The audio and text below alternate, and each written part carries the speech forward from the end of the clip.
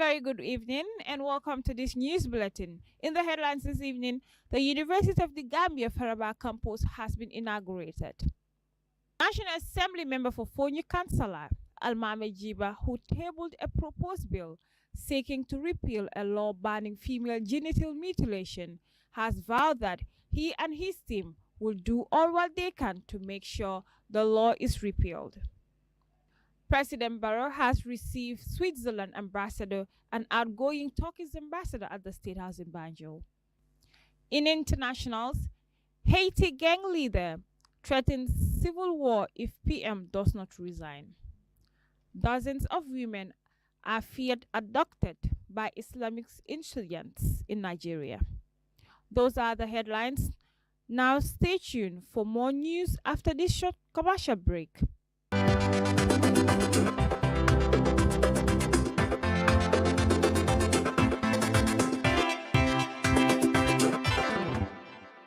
Welcome back and thank you for joining us. This is Gttv News with me, Aisa Tukuli. His Excellency President Adama Barrow on Saturday inaugurated Lot 1 of the University of the Gambia Development Project, comprising notably a library with over 800 student capacity named after the late Vice President Dr. Badar Aliu Diouf at a ceremony held at the new UTG complex in Faraba Bantang. The completed lot comes with 4 schools and multiple facilities, including a state-of-the-art library, a step-down electrical substation, as well as waste and water treatment plant. The President also laid the foundation stone for Lot 2 of the project. The project is funded by the Gambia government with collaboration with their co-financiers. More on this report. President Adama Barrow has inaugurated the University of the Gambia Faraba campus after many years of numerous challenges.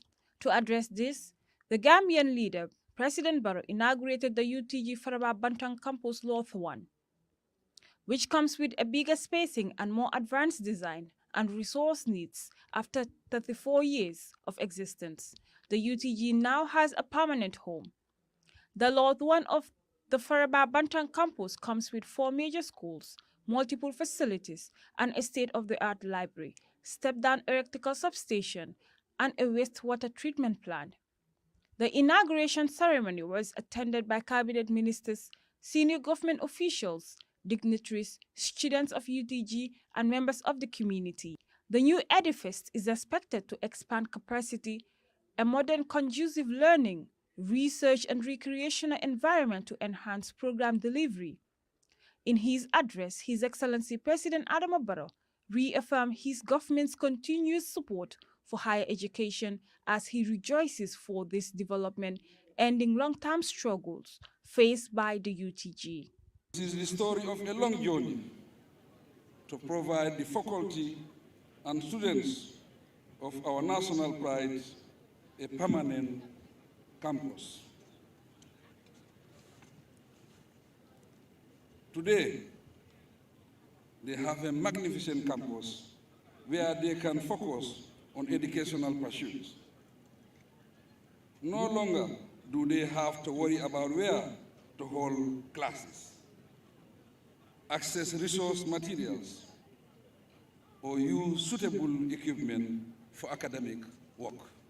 Given the urgent need to boost youth employment and fight poverty, His Excellency said his government has boldly embraced a robust transformation strategy for the higher education system.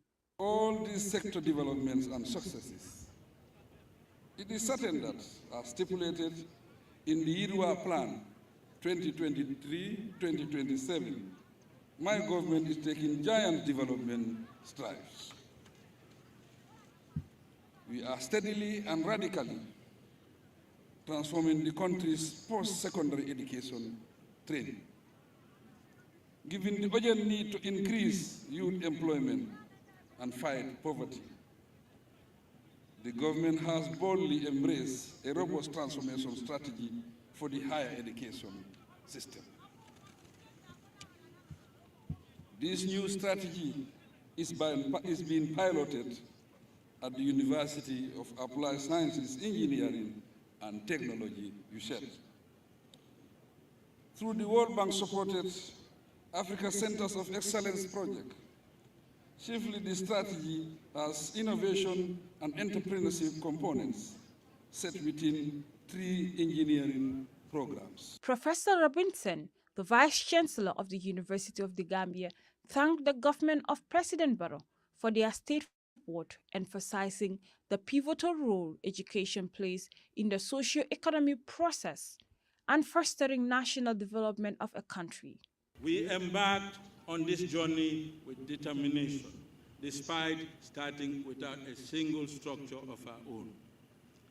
Instead, we relied on the generosity of existing tertiary institutions, particularly the Management Development Institute and the Gambia College.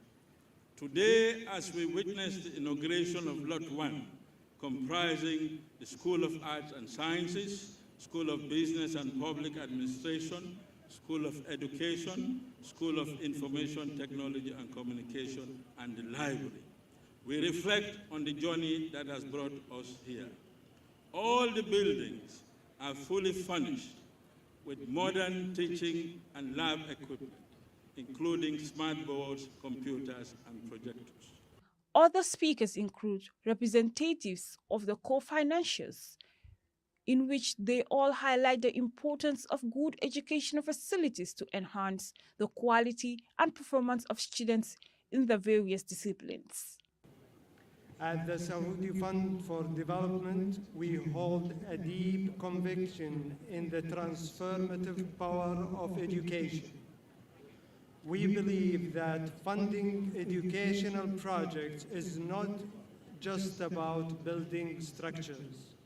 It's about building communities. Education empowers individuals, fosters innovations, and paves the way for sustainable development. The government of the Gambia has demonstrated a high degree of efficiency in the planning and implementation of development projects financed by the Kuwait Fund. And we take this opportunity to assure you of our continued support in your efforts for the development of your friendly country. The event also witnessed the unveiling of the state-of-the-art library, facilitating access to countless research and instructional materials for the UTG community. As a pool of knowledge and in recognition of the length and quality of service of the late Vice President in Education sector, the center has been named Badara Aliu Juf Library. The President's last engagement was the laying of the foundation stone for Lot 2 of the campus before returning to Banjul. Aissatou Koli, Gambian Talents TV News. Now, as the debate around a controversial bill that seeks to repeal a law banning female genital mutilation rage on, the man who introduced the bill vowed that he and his team will make everything possible to ensure the law is scrapped in the country's law book. The member for Fonyi Councillor constituency, Almame Jiba, made the comments in an exclusive interview with Gambian Talents at the National Assembly chambers. Almodu Lamin Job tells us more.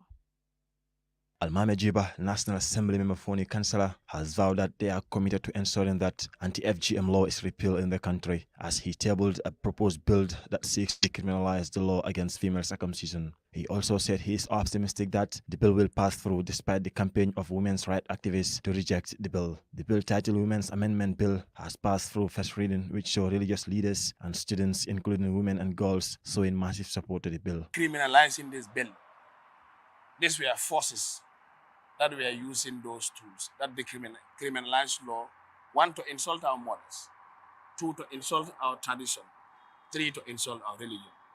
And I believe any law appropriately tabled should be a law that will be for all and sundry.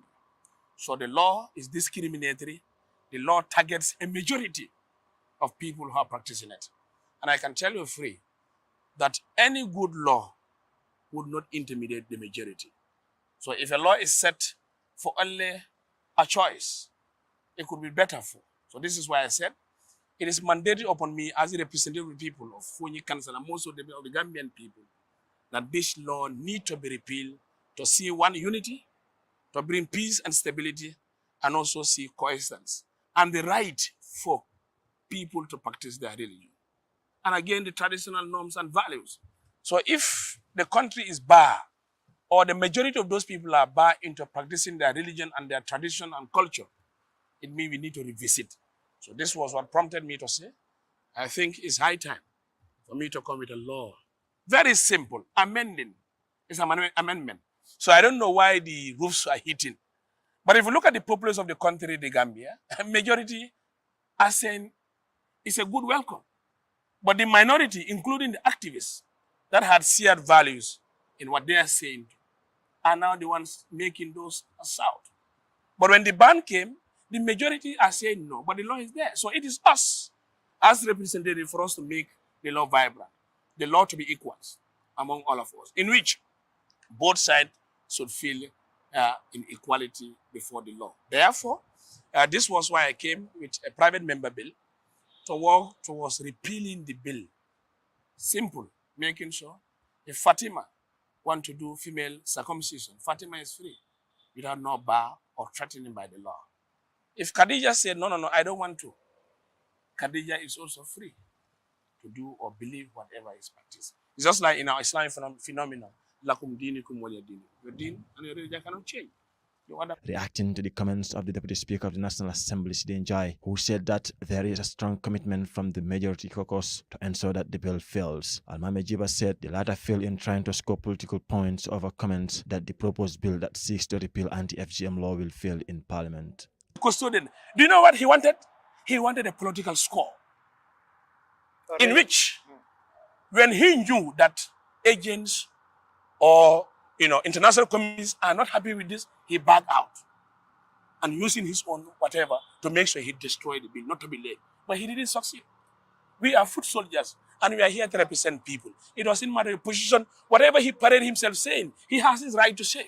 But we are going to pursue, and members of the National Assembly are very cautious and they know that this is a bill that is 100% in the bargain of majority of Gambians. Okay. He said that Njai had earlier announced to table the bill after one of the lawmakers brought the matter before colleagues. He traveled. He called people that he want to lay this bill. He want to work on repealing this bill. We have not reached that end, but we will split the beans. I am a Muslim, and I believe I am people's representative. And I don't need to lie to gain popularity. I don't need to lie or to tempt anybody. But nobody will use media to caricature or tempt people as if you're nuisance about this. So when it happened, he said he wanted to lay it. He wrote to the club, office of the club processes. Suleiman Saho, we discussed. He said, I cannot bring the bill, but you can discuss among you who want to bring the bill. It was Seni Jawara who wanted. He went out and discouraged all of us that he is going to bring the bill. It was a push and pull, a tussle in his own office and here in the clerk's office. It was a heated thing. It's a long story. So with all barricades that he had did, we survived on Are you telling the viewers and Gambians that the Deputy Speaker is trying to play a game? He had played game to make sure it doesn't come, and he succeeded in last. 90% of parliamentarians are in support of this bill, while hoping that the bill will be passed by members. Reporting for Gttv News, I am Woodlaman Job.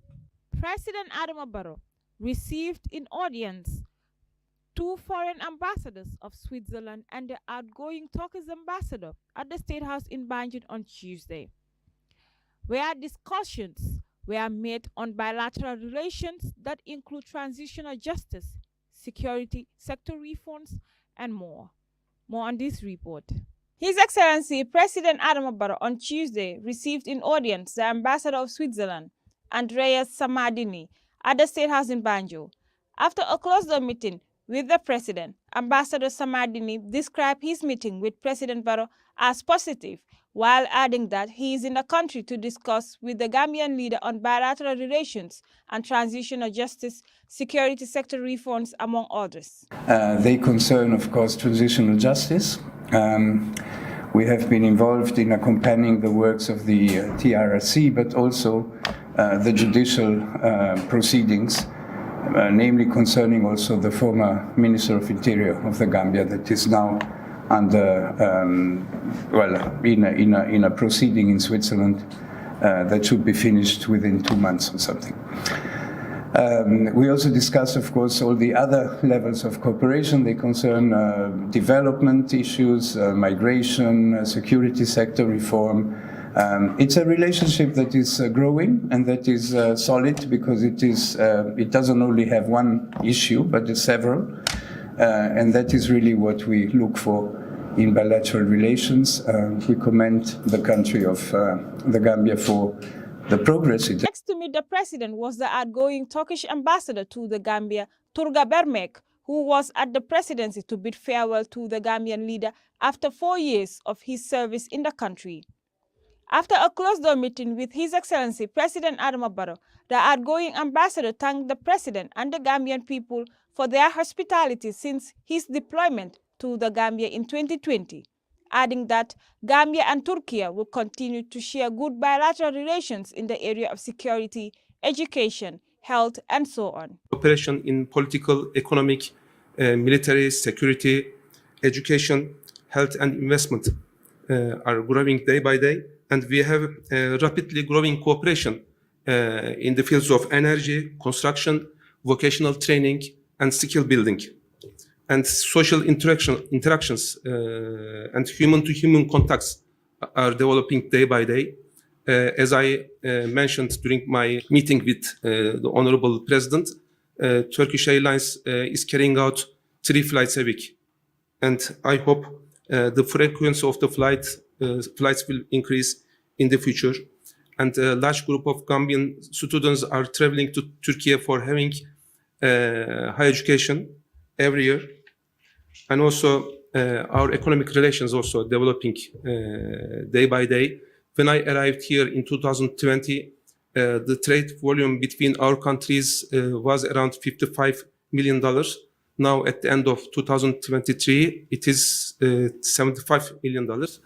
But I hope the trade volume will increase to $100 million in a few years. There is a room for that.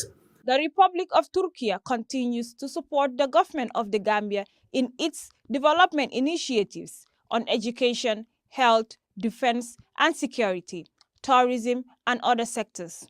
Over the years, the Gambia Armed Forces have benefited from capacity building and training opportunities in the Turkey military institutions. Aisa Tukoli, Gambian Talents TV News. Well, still with the presidency, where President Barrow also received in audience the Director General of West African Health Organization, accompanied by the Minister of Health, Dr. Ahmad Lamin Samate, at the State House in Banjul on Wednesday. President Adama Barrow has received in audience the Director General of West African Health Organization, accompanied by the Minister of Health, Dr. Ahmad Lamin Samate, at the State House in Banjul. Speaking to the press after a closed-door meeting with His Excellency President Adama Barrow, Dr. Melchior Atanazi JCRC recognized and congratulated President Barrow and commended him for his foresight in strengthening the healthcare system in the Gambia. I recognize and really congratulate His Excellency Mr. President of the Republic of Gambia because of the new way of strengthening the health system in the Gambia. That's in all of the area that I have mentioned. The Gambia have made a strong, a lot of progress, and we have committed ourselves in front of His Excellency, the President of the Republic, to continue to support the Gambia, one of the best health systems in the West Africa region.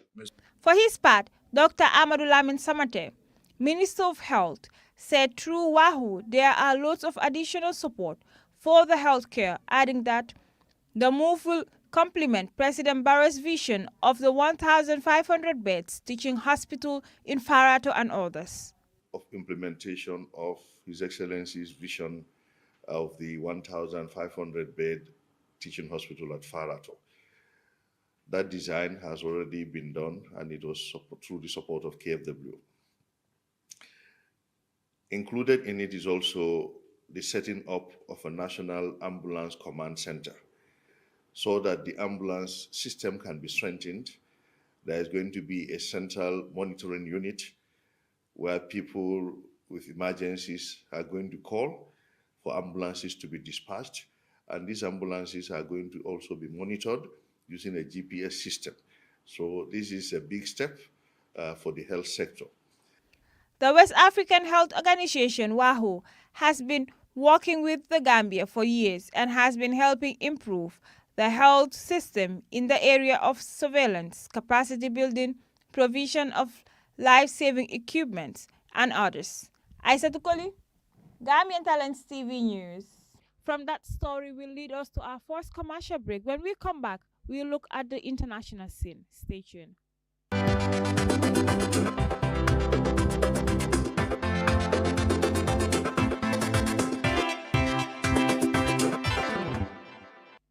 Welcome back. If you're just tuning in, this is Gttv News with me, Aissatou Koli. Now, the gang leader behind the violence brightening the Haitian capital has warned there will be civil war if Haiti's Prime Minister, Ariel Henry, does not step down. Jamie Barbecue made the threat as members of his gang tried to seize the capital's airport to stop Mr. Henry from returning from abroad. Unrest has spread to other cities, with a prison riot reported in Jamal. Thousands have been displaced by the violence. Our Fatima Malen Mendy reports. Barbecue, who leads the powerful G9 gang alliance, said on Tuesday that if Ariel Henry does not resign, that they will be heading straight for a civil war that will lead to the genocide. The G9 alliance has unleashed a wave of violence, including attacks on police stations and the storming of country's two main prisons. Thousands of inmates escaped in a mass jailbreak on Saturday. Haiti has been blighted by gang violence for years, but while Prime Minister Henry was on a visit to Kenya last week, Barbecue escalated the violence. Mr. Henry was aiming to agree a deal for Kenya lead a multinational police operation to quell the violence in Haiti. Barbecue fears Mr. Henry would use the forces to stay in power. The gang leader has been opposed to the Prime Minister since he took over power shortly after the assassination of President Jovenel Moïse in July 2021 without an election. Critics of Mr. Henry argue his rule is illegitimate. They also point to the fact that 2.5 years after coming to power, he has still not organized presidential elections as he had originally promised. The Prime Minister has not spoken publicly since the violence erupted. He has only retweeted the declaration of the state of emergency decreed by one of his ministers in his absence. Mr. Henry's whereabouts were unknown for days until late on Tuesday when he flew from New Jersey to the U.S. territory of Puerto Rico. Heavily armed police were on guard at Luis Munoz Marine International Airport in San Juan when Mr. Henry touched down. Reports said he had planned to land in the capital of Port-au-Prince, but the airport remained closed due to the fighting nearby. The director of the Civil Aviation Authority in neighboring Dominican Republic said he had denied Mr. Henry's plane permission to land in the country because it lacked a flight plan. Haitian media report that Mr. Henry is now seeking alternative routes back into the country. It is not clear what gang leader Barbecue's longer-term aims are. On Tuesday, he urged Haitians to unite. In the past, he has created a Council of Elders, a group of civil society representatives from different regions, to replace the Prime Minister. Haiti has no elected government officials. No elections have been held since 2016 in the country. The vacuum created by the lack of elected officials has been filled by gangs who are estimated to control around 80% of the capital. Kidnappings for ransom are common and many schools and hospitals have had to close due to the lack of security. Medical charity Médecins Sans Frontières, MSF, said it had to temporarily suspend its mobile clinics in several sites. Violence has so far been mainly concentrated in the capital and its environs, but there have also been reports of shootings in the town of Jeremy in the southwest and of a prison riot in Jacmel in the south. The United Nations Security Council said it would hold an emergency meeting later on Wednesday to discuss the violence. According to the United Nations, some 15,000 people have been displaced by the conflict. Fatima Malen Mendy, reporting for GTTV News. Dozens of displaced people are feared to have been abducted by Boko Haram jihadists in northeastern Nigeria. The victims were mostly women who lived in a camp in Gamburungala town after fleeing their homes because of attacks by the insurgents locals. Fatmata Zahra Sise tells us more. The abductions occurred when the group went to collect firewood for cooking or selling. Reports of the number of people adopted varied widely, from nearly 50 to more than 300. The largest mass adoption by Boko Haram occurred when more than 270 schoolgirls were seized from their dormitory in Chibok town, also in northeastern Borno State in 2014. The latest adoptions took place several days ago, but details are only imagined now because Gamburongara is in a remote area where the jihadists have destroyed telecommunication infrastructure. The kidnappings come at a time when Borno State government has said that 95% of Boko Haram fighters are either dead or have surrendered. Neither it nor the federal government has commented on the latest adoptions, but the chairman of the local government in the area, Omar Mohammed, confirmed the kidnappings without giving a number. One Gamburu Ngara resident told the BBC that 113 people had been taken away by Boko Haram fighters. It was on Sunday that we got information that over 200 displaced people went to get firewood, but unfortunately, Boko Haram kidnapped them, allowing only the very old to return, said the resident, who asked not to be identified for fear of reprisals. An anti-jihadist military leader in the area, Sheikh Humada, blamed the adoptions on known as the Islamic State of West African Province, AFP News agency reports. He said a head count showed that 47 women had been captured, while others managed to escape. The insurgency in northern Nigeria has been raging since 2009, killing more than 40,000 people and forcing 2 million to flee their homes. Fatima Zahra Sise reporting for GTTV News. That ends this news bulletin, but before we take a leave of you, here is a recap of our top stories once again. The University of the Gambia Faraba campus has been inaugurated. National Assembly member for Fonyi Councillor Almame Jiba, who tabled a proposed bill seeking to repeal a law banning female genital mutilation, has vowed that he and his team will do all what they can to make sure the law is repealed. President Barrow has received Switzerland ambassador and outgoing Turkish ambassador at the State House in Banjul. In internationals, Haiti gang leader threatens civil war if PM does not resign. Dozens of women are feared abducted by Islamic insurgents in Nigeria. Well, that's it from me and the entire production team. Do have a pleasant evening. It's a bye from us. Bye-bye.